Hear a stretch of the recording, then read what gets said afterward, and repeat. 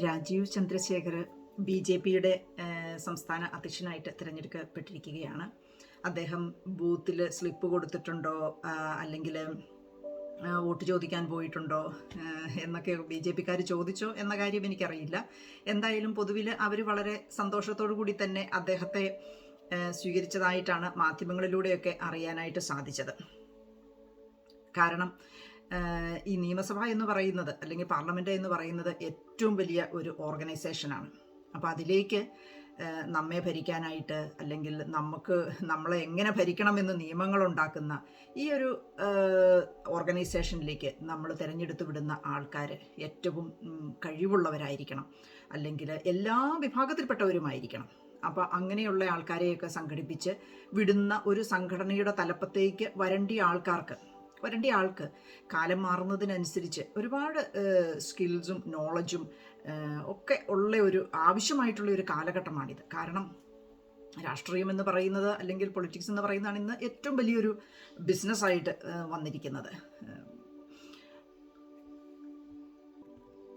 അപ്പോൾ ബൂത്തിൽ slip കൊടുത്തവരെയും vote ചോദിച്ചവരെയും അതുപോലെ തന്നെ അങ്ങനെയുള്ള എല്ലാവരെയും ചേർത്ത് പിടിച്ചുകൊണ്ട് മുന്നോട്ട് പോകാൻ കഴിയുന്ന ഒരു സംഘടനാ നേതൃത്വമാണ് വേണ്ടിയത് എന്നൊരു തിരിച്ചറിവ് ബി.ജെ.പിക്കുണ്ടായി.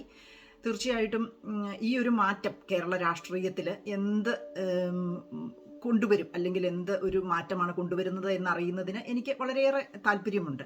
ഇപ്പോൾ ഇതിലിപ്പം കോൺഗ്രസും CPM-ഉം എന്ത് നിലപാടെടുത്താലും ഒരു മാറ്റം കൊണ്ടുവരാൻ കഴിയുന്നത് കോൺഗ്രസിന് തന്നെയാണ് എന്ന് നമുക്ക് പറയാനായിട്ട് കഴിയും. അല്ലെങ്കിൽ ഇത് ഏറ്റവും ഒരു വെല്ലുവിളിയാകാൻ പോകുന്നത് കോൺഗ്രസിനാണ് എന്ന കാര്യത്തിൽ ഒരു സംശയവുമില്ല. കോൺഗ്രസ്സിൽ പ്രവർത്തിക്കുന്ന ആൾക്കാർക്ക് അല്ലെങ്കിൽ നേതൃത്വത്തിലുള്ള ആൾക്കാർക്കെല്ലാം ഒരു ഡിഫറൻ്റ് ആയിട്ടുള്ള ലക്ഷ്യങ്ങളാണ് അല്ലെങ്കിൽ ഒപ്പീനിയനാണ്. ഒരു കോമൺ ഗോളിലേക്ക് എത്താനായിട്ട് കോൺഗ്രസ്സിന് കഴിഞ്ഞിട്ടില്ല എന്നുള്ളത് ഒരു യാഥാർത്ഥ്യമാണ്. അതോടൊപ്പം തന്നെ ഏറ്റവും അധികം എന്നെ വേദനിപ്പിക്കുന്ന ഒരു കാര്യവുമാണ്. ഇപ്പം ബി.ജെ.പിയെ പറ്റിയുള്ള കുറ്റങ്ങൾ പറയുകയാണെങ്കിൽ അവരെപ്പോഴും പറയുന്നത് പള്ളി പൊളിച്ചു അല്ലെങ്കിൽ വർഗീയത പറയുന്നു എന്നൊരു കാര്യമാണ്. ഒരു കാലത്ത് ഞാനും അത് 100% വിശ്വസിച്ചിരുന്നു, ബി.ജെ.പി വർഗീയത പറയുന്നു എന്ന്. എന്നാൽ എന്താ പറയുക, ഒരു കോൺഗ്രസിൻ്റെ തന്നെ ഒരു വർഗീയത കണ്ടു കഴിഞ്ഞപ്പോഴാണ് എനിക്ക് മനസ്സിലായത്, മോഹൻലാൽ പറഞ്ഞ ഡയലോഗ് എത്ര കറക്റ്റാണ് എന്ന് എനിക്ക് മനസ്സിലായത്. ലൂസിഫറി പറയുന്നത്, അതായത് തെറ്റും ശരിയും തമ്മിലുള്ള മത്സരമല്ല, വലിയ തെറ്റും ചെറിയ തെറ്റും തമ്മിലുള്ള മത്സരമാണ് രാഷ്ട്രീയം എന്ന് പറയുന്നത്.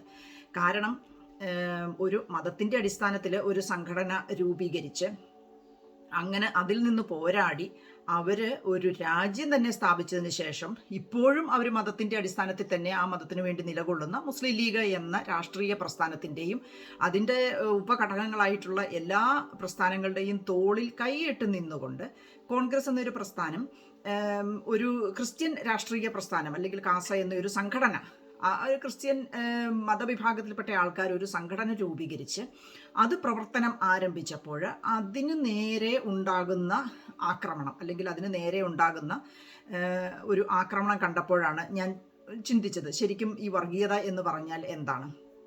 ശരിയാണ്, അവരുന്നയിച്ച വിഷയങ്ങളിൽ നിങ്ങൾക്ക് അഭിപ്രായ വ്യത്യാസം ഉണ്ടായിരിക്കാം.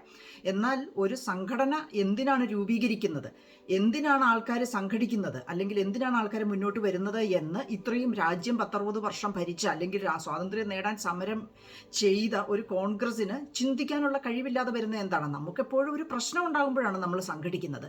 അപ്പോൾ ആ പ്രശ്നം എന്താണ് എന്ന് അന്വേഷിക്കുക, അല്ലെങ്കിൽ അതിന് പരിഹാരമുണ്ടാക്കാൻ നമുക്ക് കഴിയുമോ എന്ന് നോക്കുക. ആ പ്രശ്നത്തിൽ എന്തെങ്കിലും ഉണ്ടോ എന്ന് അന്വേഷിക്കുന്നതിന് പകരം അതിനെ ആക്രമിക്കുക അല്ലെങ്കിൽ അതിനെ മോശപ്പെടുത്തുക, അവരെ വർഗീയത എന്ന് പറഞ്ഞുകൊണ്ട് ഇപ്പോഴത്തെ ഒരു കൂട്ടരെ മതത്തിൻ്റെ അടിസ്ഥാനത്തിൽ ഒരു സംഘടനയെ തോളോട് തോൾ ചേർന്ന് പിടിക്കുകയും ചെയ്യുന്നതാണ് ഏറ്റവും വലിയ വർഗീയത എന്നൊരു തിരിച്ചറിവാണ് ബി.ജെ.പിയെക്കുറിച്ച് ചിന്തിക്കാനും അല്ലെങ്കിൽ അതെന്താണ് അവർ ചെയ്യുന്നത് എന്ന് അന്വേഷിക്കാനും എന്നെ പ്രേരിപ്പിച്ചത്. ബി.ജെ.പി വന്നതുകൊണ്ട് ഇവിടെ വലിയ മാറ്റമുണ്ടാകുമെന്നോ അല്ലെങ്കിൽ എന്തെങ്കിലും വ്യത്യാസമുണ്ടാകുമെന്നോ കരുതിയിട്ടല്ല ഞാനിത് പറയുന്നത്. പക്ഷേ ചിന്തിക്കേണ്ട ഒരു കാര്യമാണ് നമ്മളെ നയിക്കുന്നവർ അല്ലെങ്കിൽ നമ്മളെ ഭരിക്കുന്നവരുടെ ആറ്റിറ്റ്യൂഡ് അല്ലെങ്കിൽ നിലപാട് അതെന്താണെന്നുള്ളതാണ് ഏറ്റവും അധികം നമ്മൾ ശ്രദ്ധിക്കേണ്ടത്. ഇപ്പോൾ ഉദാഹരണത്തിന് കഴിഞ്ഞ ദിവസം KT ജലീലിൻ്റെ ഒരു പ്രസംഗം ഞാൻ കേൾക്കാനിടയായി, പലയിടത്തും കേൾക്കാനിടയായി. അദ്ദേഹം മയക്കുമരുന്നിനെക്കുറിച്ചും സ്മഗ്ലിങ്ങിനെക്കുറിച്ചും ഒക്കെ പറയുന്നതായിട്ടുള്ള ഒരു വീഡിയോ, അദ്ദേഹത്തിൻ്റെ സമുദായത്തിൽപ്പെട്ട ആൾക്കാരോട് അദ്ദേഹം പറയുന്ന ഒരു വീഡിയോ എല്ലായിടത്തും ഇപ്പോൾ പ്രചരിക്കുന്നുണ്ട്. അതിൻ്റെ പേരിൽ ഇവിടെ ഒരു കോൺഗ്രസിലെയോ അല്ലെങ്കിൽ CPM-ലെയോ ആയിക്കോട്ടെ, ഒരു രാഷ്ട്രീയക്കാരും ഇവിടെ മുസ്ലിങ്ങളെ മുഴുവൻ അടച്ചാക്ഷേപിക്കുന്നു അല്ലെങ്കിൽ മുസ്ലിങ്ങളുടെ എല്ലാമാണ് പറഞ്ഞത് എന്ന് പറഞ്ഞുകൊണ്ട് ഇവിടെ ഒരു ബഹളവും വെച്ചിട്ടില്ല. അദ്ദേഹം പറഞ്ഞ കാര്യങ്ങളെക്കുറിച്ചൊരു അഭിപ്രായവും ആരും പറഞ്ഞില്ല. ഇതേ വിഷയം തന്നെ, കാരണം KT ജലീൽ അദ്ദേഹം പറഞ്ഞത് അവരുടെ മതവിഭാഗത്തിൽപ്പെട്ട ആൾക്കാരോടാണ്. ഇതേ പ്രശ്നം ഇതേ ഈണത്തിലും ഇതേ താളത്തിലും പാലാ ബിഷപ്പ് സ്വന്തം മതത്തിൽപ്പെട്ട അല്ലെങ്കിൽ സ്വന്തം ജനങ്ങളോട്, സ്വന്തം വിഭാഗത്തിൽപ്പെട്ട ആൾക്കാരോട് നിങ്ങൾ കരുതിയിരിക്കുക, നിങ്ങൾ സൂക്ഷിക്കുക എന്ന് പറഞ്ഞപ്പോൾ ഇവിടെ ഒച്ചപ്പാടും ബഹളവും ഉണ്ടാക്കാൻ എല്ലാ രാഷ്ട്രീയ പാർട്ടികളും ഉണ്ടായിരുന്നു. CPM ഉണ്ടായിരുന്നു, കോൺഗ്രസും ഉണ്ടായിരുന്നു. അതിന് ഭയങ്കരമായിട്ടുള്ള പ്രശ്നങ്ങൾ ഉണ്ടാക്കുന്നതിനും ഒക്കെ ഇവിടെ ഉണ്ടായിരുന്നു. അതെന്താണ് വിഷയമെന്ന് അന്വേഷിക്കാനോ അല്ലെങ്കിൽ ആ വിഷയത്തിന് അഥവാ അങ്ങനെ ഒന്നുണ്ട് എങ്കിൽ അതിനൊരു പരിഹാരം കാണേണ്ടത് അത്യാവശ്യമാണ് എന്നും പറയാൻ ഇവിടെ ആരും ഉണ്ടായിരുന്നില്ല. ഇന്ന് ഇപ്പോൾ 6-7 വർഷങ്ങൾക്കപ്പുറം കേരളം അഭിമുഖീകരിക്കുന്ന ഈ ഒരു പ്രശ്നത്തിലേക്ക് നയിക്കാൻ കാരണമായത് കോൺഗ്രസും CPM-ഉം തന്നെയല്ലേ. നമുക്ക് ഇത്രയേറെ അറിവും പക്വതയും അല്ലെങ്കിൽ രാഷ്ട്രീയ പരിചയവും ഉണ്ട് എന്ന് പറയുന്ന രാഷ്ട്രീയ പാർട്ടികൾക്ക് സമൂഹത്തിൽ എന്താണ് നടക്കുന്നത് എന്ന് കാണാൻ കഴിവില്ലാത്ത ആ ഒരു കഴിവില്ലായ്മ വന്നതിൻ്റെ കാര്യമല്ലേ ഇത്. അപ്പോൾ അതുകൊണ്ട് എനിക്ക് പറയാനുള്ളത് എന്താണെന്ന് ചോദിച്ചാൽ, BJP വരുമോ വരികയില്ലയോ എന്നുള്ളത് ഒരിക്കലും എൻ്റെ വിഷയമല്ല. പക്ഷേ ഒരു മാറ്റം നമുക്ക് ആവശ്യമാണ്. കാരണം മാറി ചിന്തിക്കാൻ നമുക്ക് കഴിയണം. വ്യത്യസ്തമായ ലക്ഷ്യങ്ങളോടെ, വ്യത്യസ്തമായ ഉദ്ദേശങ്ങളോടെ ഒരു രാഷ്ട്രീയ പ്രസ്ഥാനത്തിലുള്ളവർ മുന്നോട്ട് പോയിട്ട് കാര്യമില്ല. ഒരു കോമൺ ഗോൾ നമുക്കുണ്ടായിരിക്കണം.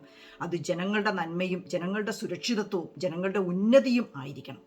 അപ്പോൾ അതിന് ഒത്തൊരുമയോടെ നിൽക്കാൻ കഴിയുന്ന ഒരു നേതൃത്വം നമുക്കുണ്ടാകണം.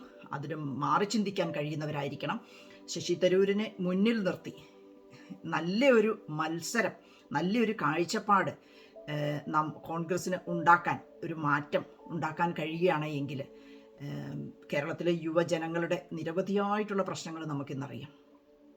ഓരോ ദിവസം കഴിയും തോറും എത്രമേൽ അരക്ഷിതമായിട്ടുള്ള ഒരു സ്ഥലമായിട്ടാണ് കേരളം മാറിയിരിക്കുന്നതെന്ന് നമുക്കറിയാം. ഇതിനെല്ലാം കാരണമായിട്ടുള്ളത് ഒരു വാണിംഗ് സൈൻസ്, സഭയുടേതായിക്കോട്ടെ അല്ലെങ്കിൽ സമൂഹത്തിൻ്റേതായിക്കോട്ടെ, വാണിംഗ് സൈൻസ് നമുക്ക് തന്നപ്പോൾ അതിനെ മുഖവിലക്കെടുക്കാതെ അതിനെ എന്താ പറയുക, വളരെ വർഗീയതയോടെ കണ്ടുകൊണ്ട് ഒരു മതത്തെ ചേർത്ത് പിടിക്കുകയും മറ്റൊരു മതത്തിലെ ആൾക്കാരെ വർഗീയത പറയുന്നു എന്ന് പറഞ്ഞ് അവരുന്നയിക്കുന്ന പ്രശ്നങ്ങളെ ശ്രദ്ധിക്കാതെ, അവരുടെ പ്രശ്നങ്ങൾ എന്താണെന്ന് പഠിക്കാൻ ശ്രമിക്കാതെ, അവരെ മനസ്സിലാക്കാൻ ശ്രമിക്കാതെ വൈകാരികമായി പ്രതികരിച്ച് മറ്റുള്ളവരുടെ വാക്കുകൾ കേട്ട് പ്രതികരിച്ചതിൻ്റെ ഫലമാണ് അത്. ഇനിയെങ്കിലും മാറ്റാൻ കോൺഗ്രസ്സിന് കഴിയട്ടെ എന്ന് ഞാൻ ആശംസിക്കുന്നു, പ്രാർത്ഥിക്കുന്നു.